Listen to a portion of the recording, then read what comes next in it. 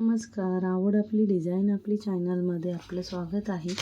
तर आपल्या आजच्या व्हिडिओमध्ये तुम्हाला सुंदर अशा प्युअर सिल्क डिझायनर साड्या बघायला मिळतील. सुंदर असे कलर्स आहेत, सुंदर असे डिझाईन्स आहेत. तुम्हाला साडी वगैरे काही खरेदी करायची असेल तर आपल्या चॅनलवरचे व्हिडिओज बघून आयडिया येऊ शकते की आपण कोणतं डिझाईन घेतलं पाहिजे, कोणता रंग घेतला पाहिजे, आयडिया येईल.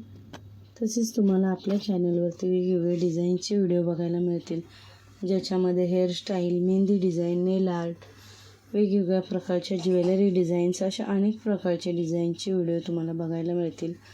जर आपल्या चॅनलवरचे डिझाईनचे व्हिडिओ तुम्हाला आवडत असतील तर चॅनलला सबस्क्राईब करा, बेल आयकॉनचं बटन प्रेस करा, म्हणजे आपल्या व्हिडिओचे जे येणारे नोटिफिकेशन्स आहेत ते तुम्हाला सर्वात आधी मिळतील.